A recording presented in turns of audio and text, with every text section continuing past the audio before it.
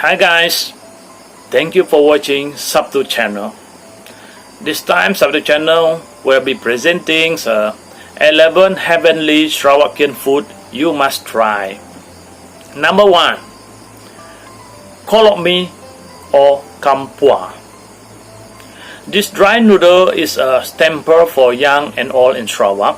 It is usually served with a few slices of sa-chow, some minced meat and spring onions. You can also opt for kolok mee with sweet chili sauce.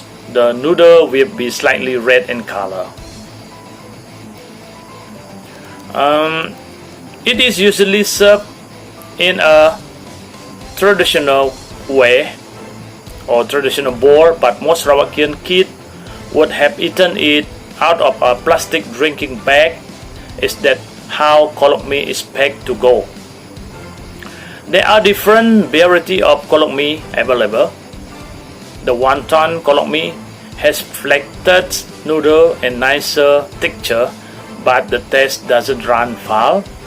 There is, however, a never-ending debate about the difference between kampua and kolok mee.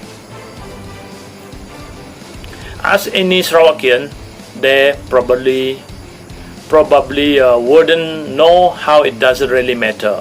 Most believe it's just a different name due to the locations it originated from, due to the different condiments that come with it.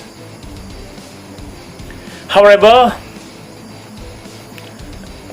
the kolok mee is a must-have fast food of Sarawak. Usually the dish is non-halal. Okay guys, number 2 is Sarawak laksa. Sarawak laksa has a pretty different taste compared to its contemporary from other states. Sarawak laksa broth is usually made with a mixture of sambal belacan, sour tamarind, galangal, lemongrass, coconut oil, and other herbs and spices. It is served with eggs, strips, prawn, chicken slices, bean sprouts, and lime juice, ever so beautifully on top of the mihuns. A personal favorite is to opt for kolok mee and the laksa instead of mihun. Before devouring the laksa, make sure to squeeze the lime for the tangy aftertaste and bring on the sambal belacan. Okay guys, number three is kacang ma. Kacang ma started off is a traditional confinement dish for women, but has since evolved to all-rounded popular dish craved by men and non-pregnant women alike. Some might say that it is an acquired taste due to the strong herb and alcohol. It is a chicken dish traditionally prepared with a type of dry herb, lot of ginger, and a combination of tuak or rice wine and Chinese cooking wine. The ginger is supposed to help take out air from the body, while the alcohol is meant to keep the body warm. So it will be best not to eat this dish in a confined space or travel long distance in a confined vehicle after consumption of this wonderful fish, unless you want to get stuffy and there. Number 4 is mani chai eggs. Mani chai, or simply called cangkok manis, is a sweet shrub or leafy vegetable that often gets sidelined in West Malaysia. It is mostly used only is a condiment for Panmen and the Klang Valley, but is however a main dish and local favorite in Sarawak. Stir fry manichai with eggs. When cooked right, it's naturally sweet, not added with sugar, slightly wheat and chewy with smoky aftertaste of the fire. What it may look like a simple dish, but not many can cook this right. The most important ingredient aside from garlic, eggs, and sometimes a dribble of oyster sauce is the taste of the fire. As with many Chinese dishes, this extra kick comes from the skill and stir frying with the vegetable with extremely hot oil and fire, and a wok but not overcooking it. When visiting Sarawak, you have to try this at any of Chinese restaurant. Okay guys, number 5, Chow Zu Min or Fu Chow braised fried noodle. Literally translated, Chow Zu Min means stir fry and boil noodle. The name come from the double cooking method in which the yellow noodle are prepared. It is first stir fried to get the wonderful first taste, and then boiled in a sauce best broth with a cheeky dash and cooking wine. It is served with succulent prawn and a few slices of juicy pork and some green. This is a dish that would have you slumping to the very last drop. Number 6 is dabai. Dabai is a cheap and delicious snack that is usually available around durian season. This is an exotic fruit that looks like black olive and can be brought from native market in Sarawak. Dabai can be used to cook various dishes including fried rice, but is more often eaten plain and lightly salted. The yellowish flesh is creamy and has a soft prawn-like texture. Just when you think that you are done with the fruit, it gives you a pleasure later surprise. The seed of the fruit can also be eaten. The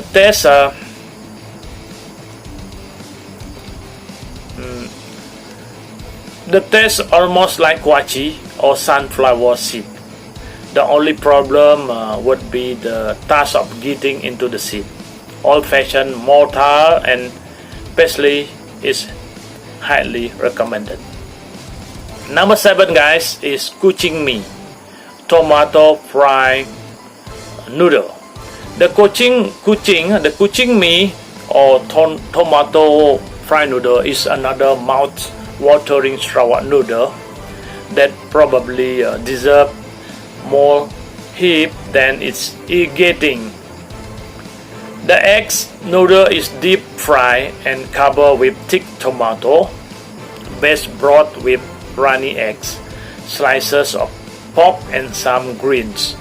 A different variations uses kuih tiao or flat noodle.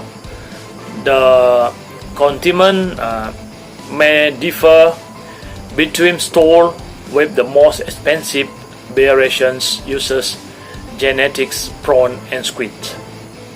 The noodle is often compared to the Kung Fu Chow or wonton hong in Kuala Lumpur, with its crispy fried noodle or kuih tiao and thick sauce.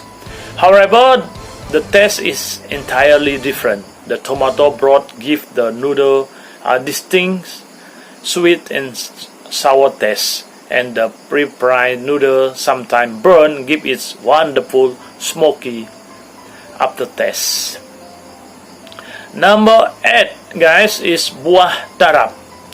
Buah tarap is an exquisite seasoned fruit available in both Sarawak and Sabah.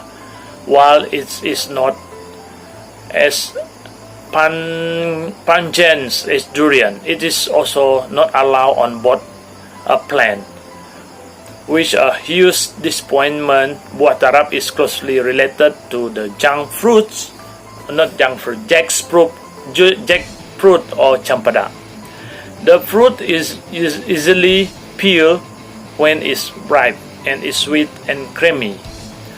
Though some may be a little sourish when in season, the fruit can often found of a quite bargain ranging from 3 ringgit to 8 ringgit per fruit. Number 9 is buah bangbangan. On the outside, the unique fruit look like a mixture of the brown coconut, while the inside look like a juicy mangoes, except for the excessive fiber and its flesh. The fruit is also known as the wild mango.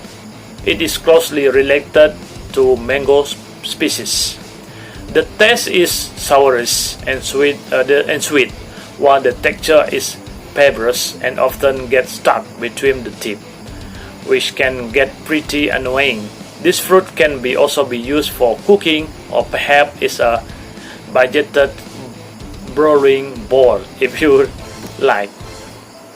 Okay, number 10 is Sarawak Kway-chap. The dish is derived from the Hokkien word kway-chap, which literally means cakes and mix. Kway-chap isn't as common or for the hipster mainstream as the other food, and one may need to explore further in order to find it. It looks quite similar to bak kut teh, but the soup is often much saltier and savory. Kway-chap is made out of various parts of pork, consisting meat, tongue, ear, and stomachs, tofu, pork, flour, kway-chap, and hard-boiled eggs. But just looking at the picture, one can easily assume that this is not only tastes like heaven, which is fact it does. Okay. Lastly, I will share today is a layer cake and cake with browning. Sarawak is famous for its layer cake or cake lapis. The layer cake come in so many different flavor and pattern that is hard to pinpoint a single most delicious cake. This cake is expensive because of the hard work and time consuming method of baking and cake layer by layer. Skilled layer cake artists often design beautiful pattern into the cake to captivate fanboys and girls with its craftsmanship and vibrant color. Perhaps the lesser known but equally delicious cake in Sarawak are the famous steam cake with browning flavor. The browning is a type of caramel available only in Sarawak that adds a slightly chocolatey flavor to the cake and gives it the signature of black color. The Srikaya cake or black cake, holy cake, and prawn cakes are some of the steam cake that contain the browning sugar because the cakes are steamed instead of baked, so they are extremely moist and heavily. So guys, there are 11 heavenly food available in Sarawak. So thank you guys for watching this video. Please subscribe sub to channel.